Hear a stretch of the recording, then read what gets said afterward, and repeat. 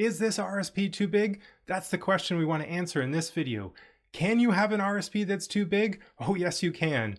A big RSP is quote unquote a good problem to have, but it can present complication when it comes to retirement decumulation planning.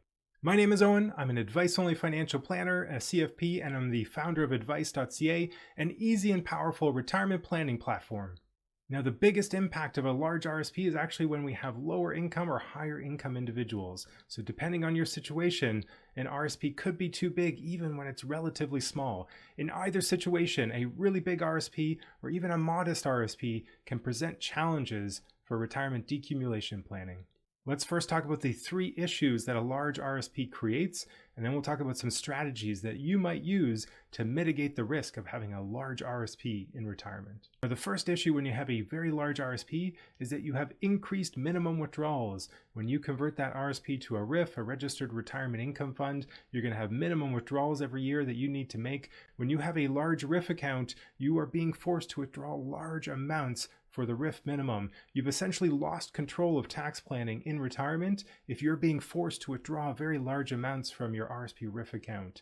And so that's what we want to do, is we want to manage the tax planning in retirement so that we're not forced into higher tax brackets or even old age security clawbacks.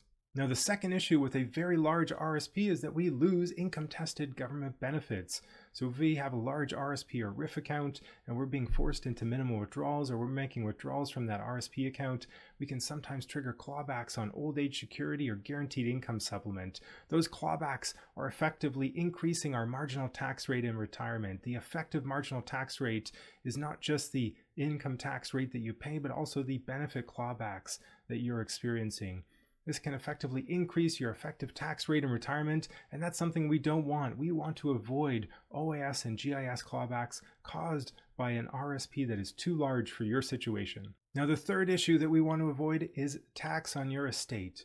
The impact of having a large RSP could mean that you lose 40 or 50% of that RSP RIF account if you were to pass away unexpectedly. That account will be fully taxed in your estate. If you have $1 million RSP or RIF, that means that you could be losing 50% of that $500,000 to tax all at once. We want to avoid that if we can. Now, as retirement planners, we often look at a couple of different strategies when trying to reduce the impact of a large RSP or RIF account. And the first strategy that we'll take a look at is that we will often convert an RSP to a RIF earlier than we might otherwise need to. We might do that for tax planning purposes. We might do that to get eligibility for income splitting or even the pension income tax credit. There can be a lot of advantage to doing an RSP to RIF conversion earlier than you might think is otherwise necessary within a retirement plan. So doing that RIF conversion earlier has its advantages, and it could be the first strategy that you look at if you've got an RSP RIF that's too large. Now, the second strategy that we'll take a look at is often the RSP Meltdown strategy. So this means that we're taking withdrawals from the RSP account earlier, again, than we might otherwise need to. We might have assets in a non-registered account or other places that we could draw from, but we're often looking at doing an RSP meltdown to take advantage of lower tax rates in early retirement. We want to fill up those earlier, smaller, lower tax brackets by making RSP withdrawals earlier within the retirement plan. This helps us avoid higher tax rates later on in retirement.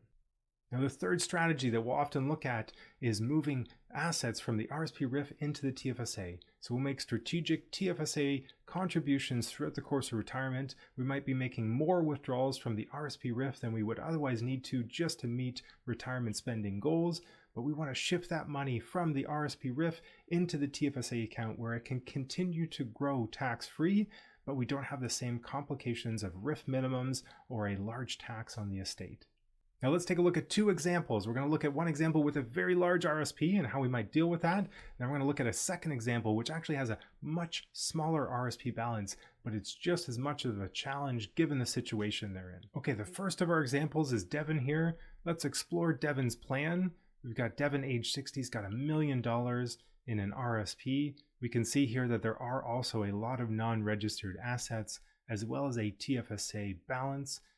You can see here within the plan, though, it seems like we're drawing from the non-registered first. If we go to income, we can see that.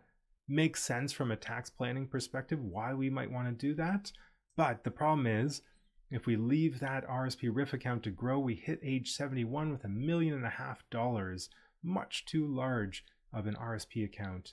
We end up hitting RIF minimums and we get reduced old age security. So we're reducing the old age security benefit that Devin might be eligible for. The other complication here is that if we look from an estate planning perspective, if Devin were to pass away earlier within the retirement plan, we've got a massive estate tax bill. Even here, we've still got $158,000. If we look at a scenario where Devin passes away at age 80, we've got $600,000 of estate tax due to that large RSP RIF balance. So what can we do? What options do we have? Well, let's take a look at an RSP meltdown strategy. Here, we're taking money out of the RSP RIF earlier than we maybe would need. We could definitely draw on the non-registered account first, but from a tax planning perspective, from a perspective of reducing the estate tax, we want to trigger a bit of that tax early here. We're doing a RSP RIF meltdown. We're using the AI strategies. So if we go down here, take a look at the strategies that we've enabled. We're maximizing the TFSA, so another strategy we talked about. But here we're drawing enough to fill up at least the first tax bracket for Devin. And the platform is doing that for us in combination with the other income that Devin might be getting from the non-registered account. Now the benefit here is that we are reducing the size of that account. If we take a look at what happens at age 80, we've reduced the size of that estate tax bill by a couple of $100,000. So this is definitely an advantage for Devin. We could even be more aggressive if that RSP RIF account continues to grow with good investment returns.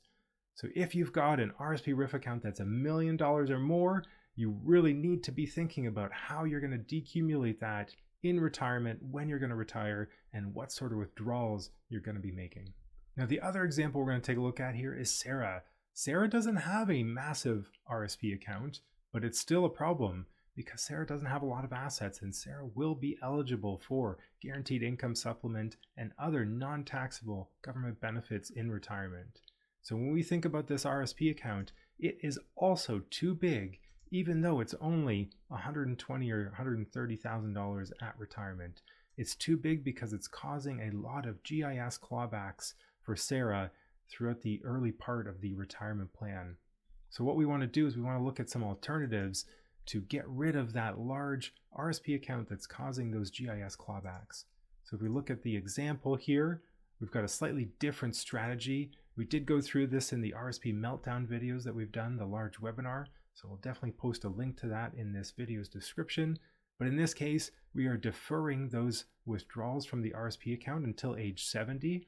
We're qualifying for additional GIS benefits, and then we're doing a very fast RRSP meltdown over 2 years so that Sarah can re-qualify for some guaranteed income supplement and other income-tested government benefits.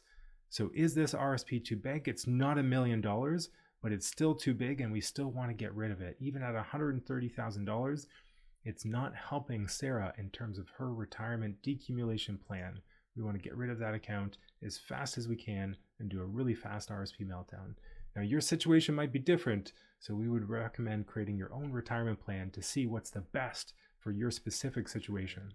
Is your RRSP too big? That's a question that you need to answer for your specific situation. If you haven't created a retirement plan yet, we recommend signing up for advice. It's just $9 a month. You get access to the platform that we just saw.